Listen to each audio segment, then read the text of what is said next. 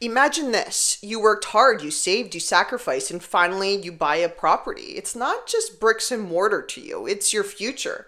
It's your security, maybe even your retirement plan. So you decide to maybe I'll just rent it out. You find a great tenant, well, at least he seems good, and he's normal, polite, rents always on time, no red flags.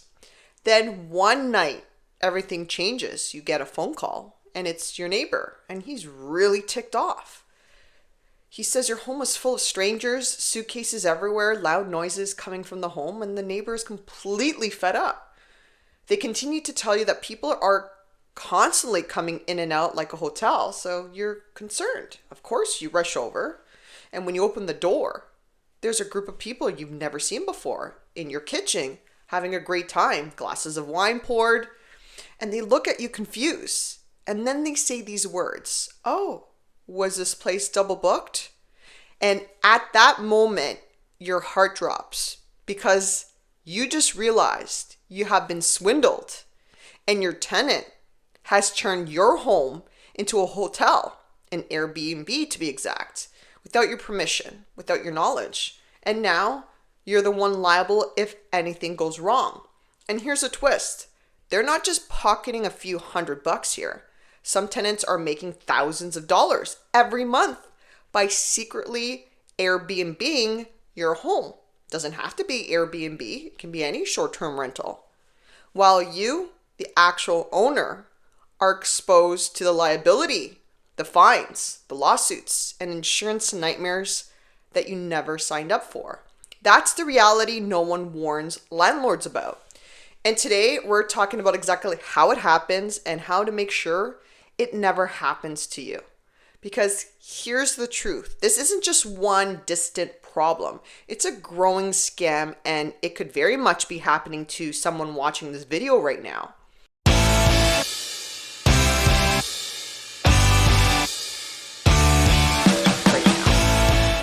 I'm Linda, one of the Ragona sisters, and around here, we keep it real. So before we go deeper, do me a favor, hit like, subscribe, share this video with someone you know who owns a rental property, because this is a kind of story that doesn't just save money. It could actually save you from a disaster and a massive headache, because there are so many situations where it didn't really end well. So if you ever thought this could never happen to me, stay with me, because not only does it happen, this scam is exploding across Canada. And did you know that some tenants are earning more on Airbnb than what they actually pay you in rent? Which means they're living in your property or using your property and turning a profit, while you're the one carrying all the risk. Now let's dive into this. So here's the true case that shook Vancouver. A man rented his condo to what he thought was a great tenant. Steady, quiet, respectful on paper, everything checked out. He did all his due diligence before signing the 1-year lease. He spoke to the tenant's previous landlords, everything checked out, asked for pay stubs, and did a financial check. He thought he did everything right. But behind the scenes, that tenant had quietly created a listing on Airbnb. The condo was suddenly available for tourists, groups, weekend stays, different guests every single week. He further learned his condo was listed on Airbnb by a host named Kevin, which was not the name of the man who signed the lease agreement. The listing said 625 square feet, which can accommodate 10 guests. Can you imagine 10 guests squeezed into 625 square feet? Anyways, if you guessed it, he was booked up till the end of the year. The tenant had a great business. Now pause for a second and think about the consequences, because there are several. If one of those guests had damaged the unit, the insurance company may not have covered it because the policy may not authorize short-term rentals. And here's what most people don't realize. Condos, a lot of the buildings outright ban short-term rental stays altogether. That means if your tenant is secretly hosting, you're not just breaking your insurance policy, you're breaking condo bylaws as well. There is liability issues all around. And if a guest had slipped, fallen, and filed a lawsuit, guess who would be dragged into court? Not the tenant who signed the lease, but the owner of the property.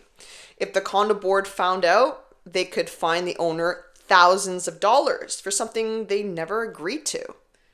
And if the city discovered it, he could face penalties for operating an unlicensed short-term rental. Again, his property, his name, his liability. Meanwhile, the tenant walks away with a profit and wipes his hands clean. That is the part that burns the most. When you lose control of your property, you lose the ability to protect it. And here's the scariest part. Platforms like Airbnb don't always verify who really owns the property. They mostly rely on uploaded IDs and some documentation. But if a tenant has a lease and a piece of mail with the address on it, it's easy to list the home as if it's their own. That's why this scam is becoming so popular. It's so easy to set up. I just learned about this trick too. Scammers actually go online and find people, so they recruit people, often through shady ads or forums where they pay someone $500 just to change their address on their driver's license to the property where they want to commit fraud. That way, when they show the ID, it looks completely legitimate. And the scary part, most landlords or condo boards would never even think to question it. Reality is, landlords often only find out when a neighbor calls or when something seems off or something goes terribly wrong. So you might be asking, well, how do I protect myself? And how do you make sure your tenant doesn't turn your property into their personal hotel for profit? Prevention is probably the most important part of this video, and we will get into it in a minute. But first, I have a question. If your property was secretly listed on an Airbnb right now, would you even know? Most landlords never check. If the money's coming in every month, who bothers to check? Okay, so now let's talk about prevention. Like I said, it's a very important part. So step one, the first line of defense, tenant screening. I can't stress this enough. Check references, confirm employment, ask the questions directly. Do you plan to sublet this property in any way? Their answer matters, and their reaction matters even more. And if you haven't guessed it, have at least one face-to-face meeting. If they can't meet face-to-face, for me, it raises flags. I always want to assess them in person. It says a lot. Step number two, another huge step. Your lease agreement wording, you need to be crystal clear in black and white, not vague, not implied, explicit. Wording like tenant shall not sublet, assign, or list a property on any short-term rental platforms, including but not limited to Airbnb, Vrbo, which is your vacation rentals by owner, Facebook Marketplace, etc., without written consent from the landlord.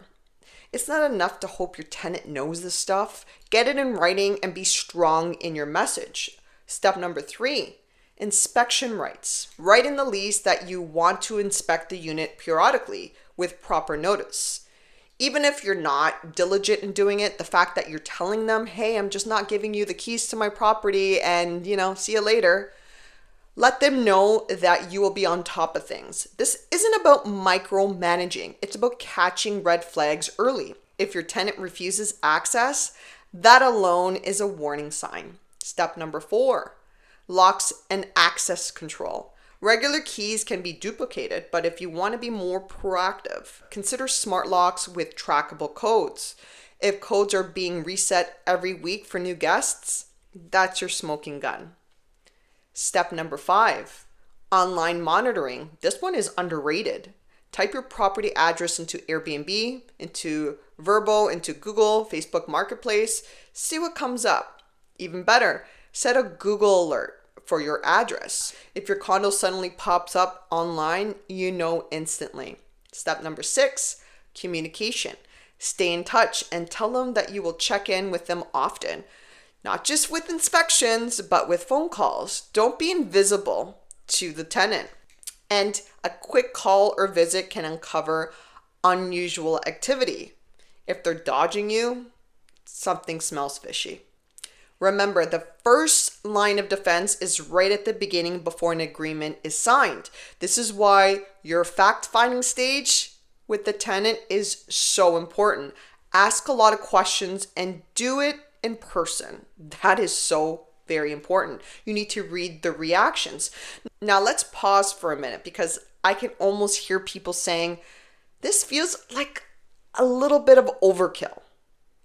But it really isn't, because this isn't just about one bad night. It's about protecting your largest asset, your retirement plan.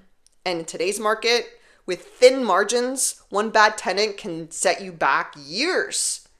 This is not just paranoia, this is prevention. And here's the thing.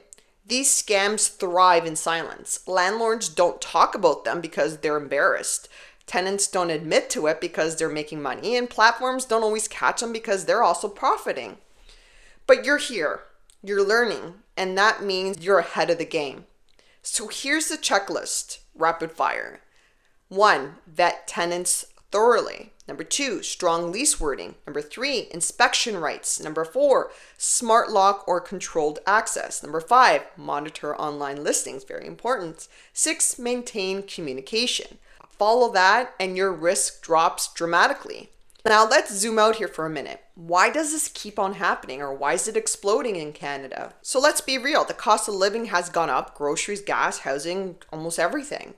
And unfortunately, with that pressure, we will see more crime, more fraud, more desperate behavior. And that's why, especially right now, we have to be more particular, more cautious about who we allow into our homes. Because think about it. When people are under pressure, shortcuts become tempting. Maybe it's a tenant who sees Airbnb as a quick way to make more money. Maybe it's someone who's trying to game the system for fast profit. Either way, the risk lands squarely on the homeowner. This is not about being paranoid. It's about being prepared. And that's why I say, don't wait for it to happen. Don't wait for your angry neighbor to call you. Don't wait for a bylaw officer. Put your guardrails up right now, because your home, your rental isn't just an income stream. It's your hard-earned asset. So here's my challenge to you. After this video, type your property address into Airbnb, into Google, Facebook Marketplace, just to see what comes up. You might be shocked, and I hope you're not. But if nothing shows up, fantastic. But now you know to keep monitoring it. If this video opened your eyes, hit subscribe. It helps us reach more landlords, more homeowners, and more people who need to hear this. Stay smart, stay protected, and never, ever let someone else turn your home into their side hustle. It's not a good feeling. Thank you so much for watching, and we'll see you in the next one.